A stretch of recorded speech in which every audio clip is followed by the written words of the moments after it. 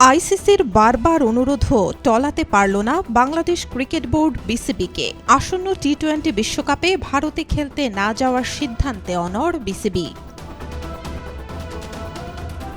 নিরাপত্তার শঙ্কাকে সামনে রেখে ভারতের মাটিতে পা না রাখার অবস্থান আরও একবার স্পষ্টভাবে জানিয়ে দিল আন্তর্জাতিক ক্রিকেট কাউন্সিলকে। শুধু তাই নয়, বাংলাদেশের ম্যাচগুলো ভারতের বাইরে অন্য কোনো নিরপেক্ষ দেশে আয়োজনের দাবিও ফের তুলেছে তারা।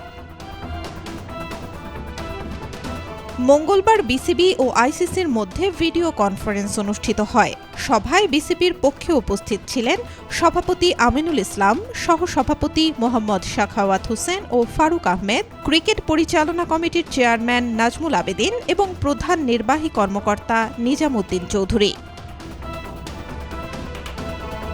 এরপর এক সংবাদ বিজ্ঞপ্তিতে এই সিদ্ধান্তের কথা জানায় বিসিবি। জানানো হয়, ভারতের সাম্প্রতিক নিরাপত্তা পরিস্থিতি মাথায় রেখেই আগের সিদ্ধান্তে অনড় তারা। কোনো রকম চাপ বা অনুরোধেই নড়েনি বিসিবি। যদিও সভায় ফের একবার এই সিদ্ধান্ত বিবেচনার আহ্বান জানায় আন্তর্জাতিক ক্রিকেট কাউন্সিল। বিশ্ব ক্রিকেটের নিয়ন্ত্রক সংস্থাটির যুক্তি, টি-20 বিশ্বকাপের সূচি ইতোমধ্যেই প্রকাশিত, এখন আর বড় কোনো পরিবর্তনের সুযোগ নেই। কিন্তু সেই যুক্তিও বিসিবির অবস্থান বদলাতে পারেনি। নিরাপত্তার প্রশ্নে কোনো আপোষ নয়। ক্রিকেটার, কোচিং স্টাফ ও অফিসিয়ালদের নিরাপত্তা ও সুরক্ষাকেই সবচেয়ে বেশি গুরুত্ব দিচ্ছে বাংলাদেশ ক্রিকেটের সর্বোচ্চ সংস্থা।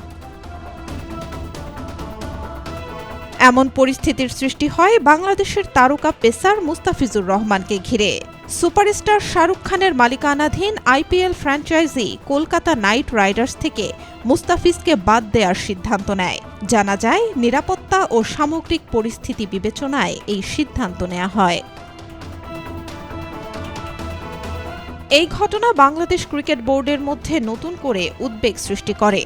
যদি ফ্র্যাঞ্চাইজি পর্যায়ে একজন বাংলাদেশি আন্তর্জাতিক ক্রিকেটারের নিরাপত্তা ও অংশগ্রহণ নিয়ে অনিশ্চয়তা তৈরি হয়, তাহলে বৈশ্বিক টুর্নামেন্টে পুরো দল নিয়ে সফরের ক্ষেত্রে ঝুঁকি আরও বাড়তে পারে।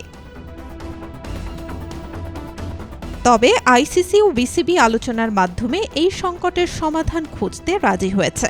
সামনের দিনগুলোতে দুই পক্ষের মধ্যে আলোচনা চালিয়ে যাওয়ার বিষয়েও সিদ্ধান্ত হয়।